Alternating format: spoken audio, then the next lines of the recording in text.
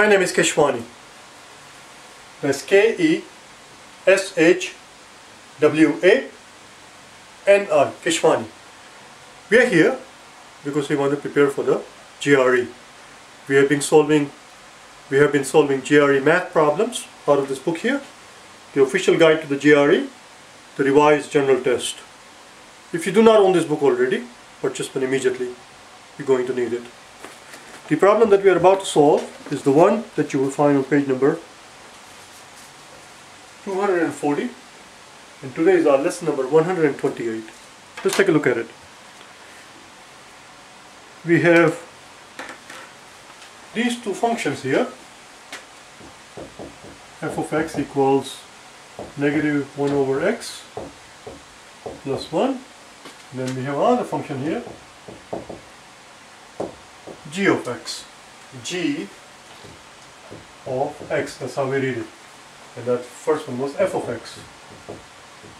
Since obviously this relationship is different, this relationship between the x coordinate and the y coordinate of a given point, this relationship between the x coordinate and the y coordinate of a given point is a different relationship than the relationship that exists here between the x coordinate and a y coordinate of a given point. These are two different relationships.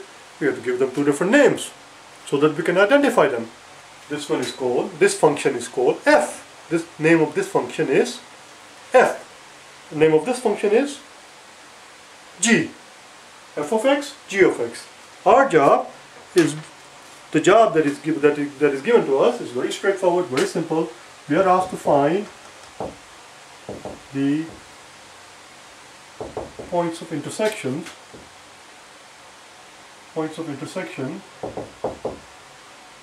of these two functions.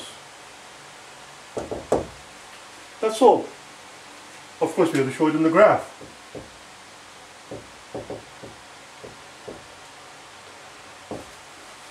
We just have to find out where they cut each other. That's all it is, and just show it in the graph. Let's do it then, shall we? Let's do it. Let's start with the first one here, f of x. F of x equals negative 1/2 plus 1. Let's find the x-intercept and the y-intercept of this line. This is a line. It's not 1/2 plus 1. It's 1/2 x. 1/2 x, or simply x over 2 is the same thing. 1/2 x or x over 2 is the same thing. Negative x over 2 plus 1, which is the exact same thing as that one. Let's find the x-intercept and the y-intercept of this line. This is the line. This is a linear function. That's what I'm trying to point out. This is a linear function. This, on the other hand, is not a linear function. How can you tell right away? Because it's not raised to first power. The variable that is related to the y, that particular variable, is not raised to the first power. It's raised to second power. It is not a linear function. But this one is. Let's find x and y intercepts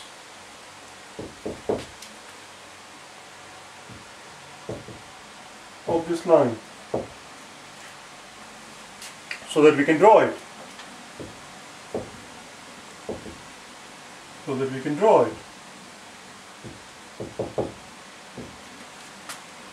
Y-intercept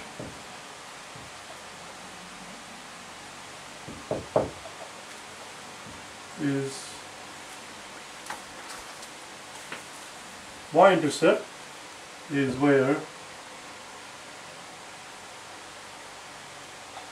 the line cuts x-axis. In other words, when x is equal to 0. Well, that's very straightforward. When x is equal to 0, this is a function here. Our function is y equals negative x over 2 plus 1. When x is 0, 0 divided by any number is 0. 0 divided by any number. 0 over 7 is 0, 0 over 17 is 0, 0 over 20 million is 0, 0 over negative 3 is 0. 0 divided by any number is 0. So it's just 1. So that's our y-intercept. Now let's find the x-intercept. So y-intercept is where the line cuts the x-axis, and if it's cutting the x-axis, y is equal to 0 because it's not going anywhere. When line cuts the x-axis, that's when it should say y is 0. When x is equal to 0, that's right, when x is equal to 0, I'm confused here for a second, this is where x is equal to 0, this is where x is equal to 0 along y-axis, so we're looking for y-intercept, that's what it says here. Y-intercept is where line cuts the y-axis, that's why I was confused. That's why it's called y-intercept, what the hell? The y-intercept is so called because it cuts the y-axis, and that's when x equals 0. X-intercept, similarly, is where the line cuts the x-axis. Where a line cuts the x-axis, if there's a line here, wherever it cuts x-axis, that's where y is equal to 0. That's where y is equal to 0, because when it cuts the x-axis, you have here somewhere. So let's put this in the equation here.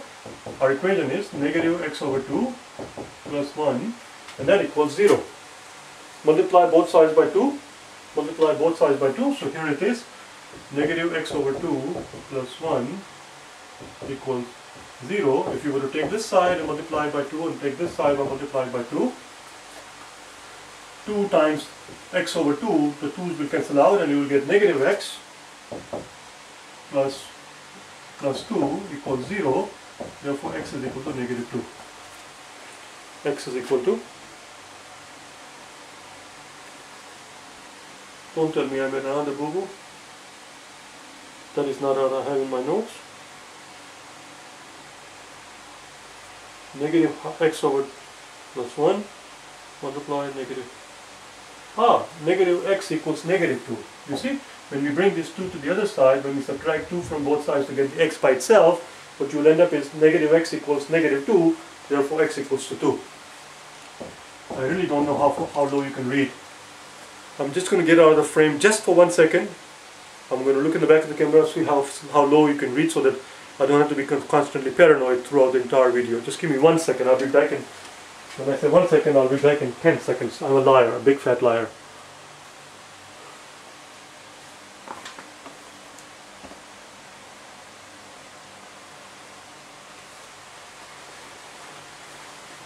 Voila.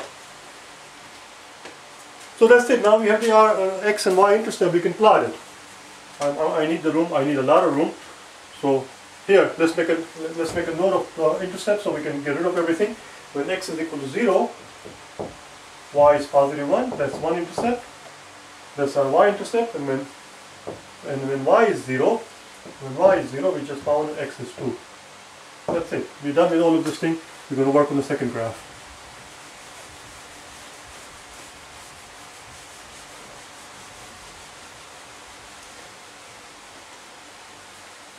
It looks like this. When x is 0, y is 1.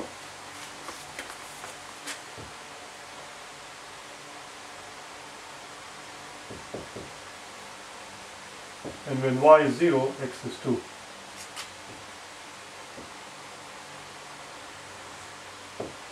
One.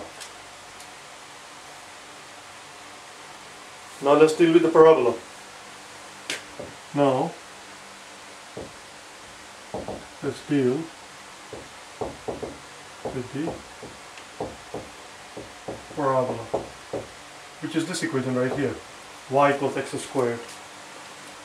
Y equals x squared is a shape that we're going to get out of it. Y equals x squared. The shape that we're going to get out of it is a quadratic equation. The shape that it's going to give us is what is known as a parabola. So here's your x, here's your y. When x is 0, we put x into it, y is 0. When x is positive 1 or negative 1, when x is positive 1 or negative 1, y equals to positive 1 or negative 1. When you square either of those, you get positive 1. Similarly, when x is positive 2 or negative 2, y is positive 4. And when x is positive 2 or 3 or positive 3 or negative 3, y is equal to positive 9. Let's plot it, shall we? Let's plot it right here.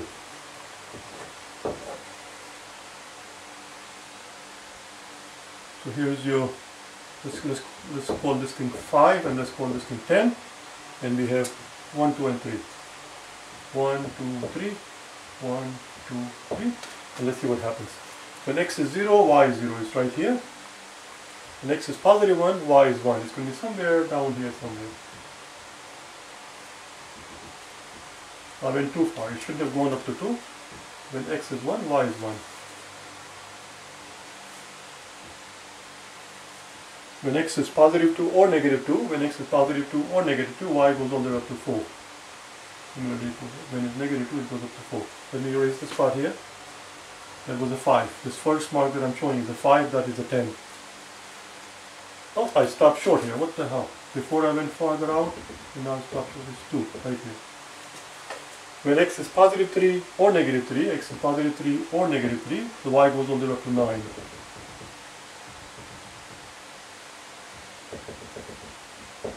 There we go, we have our points here. 1, 2, 3, 1, 2, 3. We're going to join these points and of course the vertex. The bottommost point of the curve, the minimum of the curve, is what is known as a vertex. This point right here. This point right here is called vertex. Of course, it does not need to be at the origin. It depends on where the curve graph is sitting. The graph can sit anywhere in the Cartesian coordinate system. There's your curve. Voila.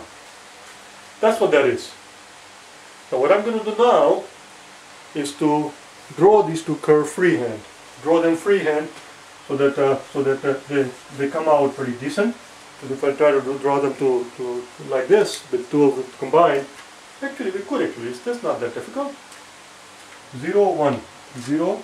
Oh, you see, that's the problem. 0, 1, 0 and 1. X is 0, y is 1. It is right here. And the second one is 2, 0. It's going to be right here. It's going to look horrible. I'm going to put it anyway. Because all the action, you understand, all the action is taking place in this minor area. This is all the action that is taking place.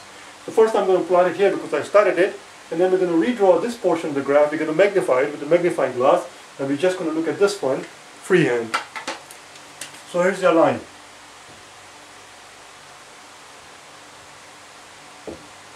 That's what the line looks like. Now I'm just going to draw it freehand and see what it looks like.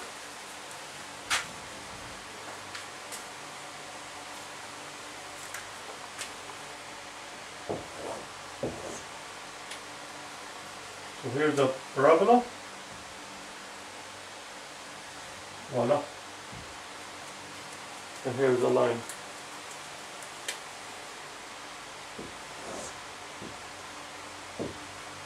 There we go. Our job throughout, we have not actually even begun our job yet. Our job was to find, the question was, find the point of intersection of these two graphs. We haven't done anything about it yet. Right now we are simply locating where these point of intersections are visually.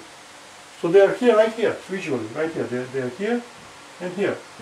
But we do not know what the coordinates of these 2 points are. Let's christen them, shall we? Let's christen them so that we can talk about them. The word that I just used now, was christen, which means to give some.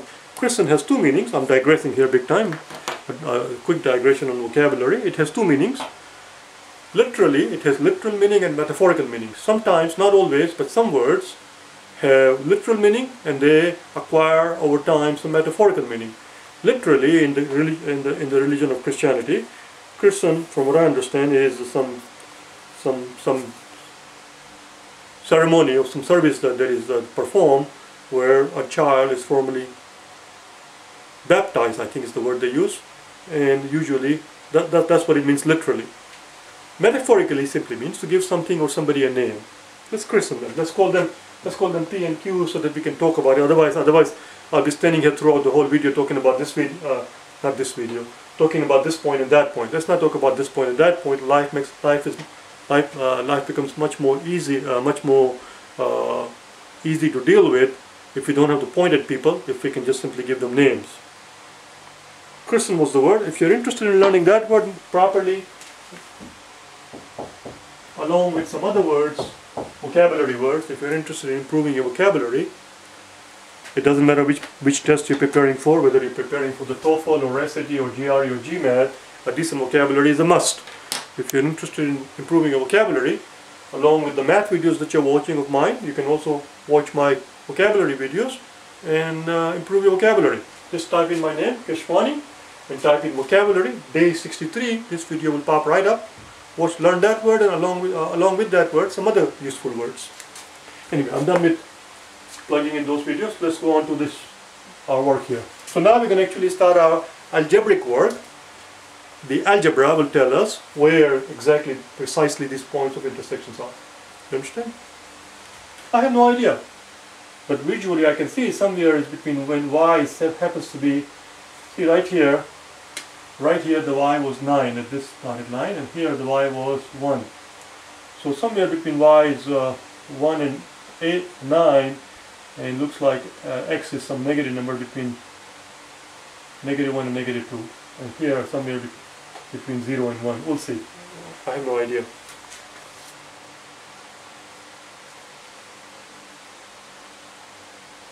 Even though the book says nothing like that, the book says just completely different answers. The y I said was between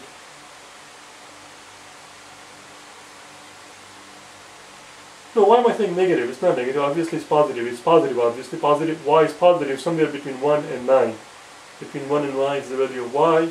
Here the value of y is somewhere between 0 and 1, which is precisely what the book says. If you look at the top of the page, 241, on the very top of the page 241, they actually give you the precise values of y.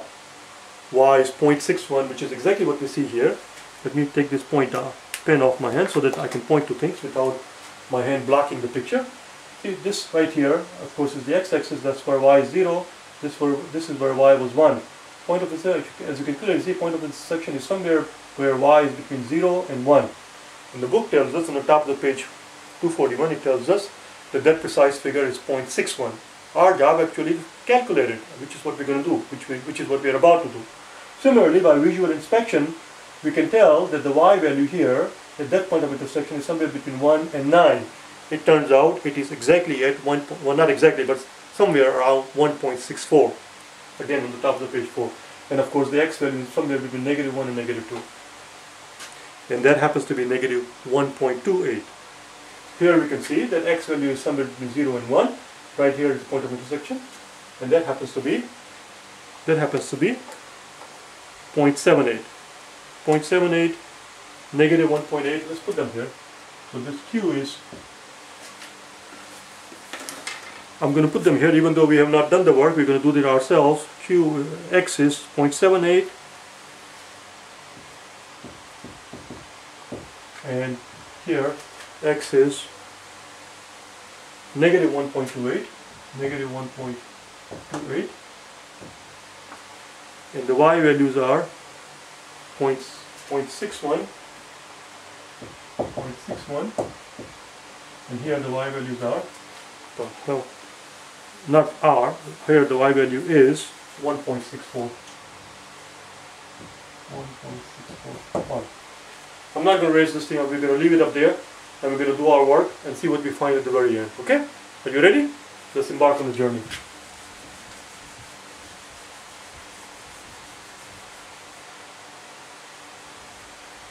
Or better yet, just give me 1 second.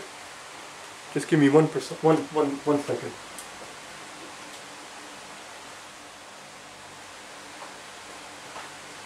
Alright, this is getting to be too long. What I want you to do is do the algebra yourself. The algebra portion of the thing is sitting right in front of you on page number 240, at the bottom of page 240. Do the work yourself, see what you can do. Because what we have to do in order to find this point of intersection is to employ a method called factorization. Now here's what I want you to do. Just type in, listen carefully.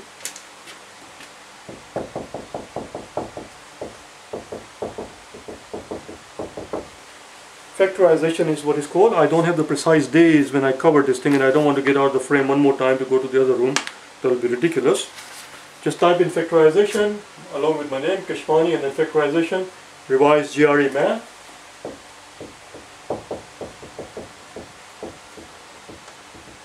and learn this method. This is a very crucial, very important concept for the GRE. There are problems where you will have no choice but to figure out this method of factorization in order to find the answers. Other alternative, of course, is to use the quadratic formula. But factorization sometimes is required because there are some nature of some problems is such that even with the quadratic formula will not help you. You have to understand how to find the factors of a quadratic equation. If you're not very good at it, find these videos, factorization, revise GRE math, just type in the word factorization, they will pop right up. I think I made 5 videos, if I'm not mistaken, on this topic. And do it yourself, okay? I will do it tomorrow in the next video. I will finish it up, I promise you. Okay? I will see you tomorrow, where we'll finish up this work. Bye now.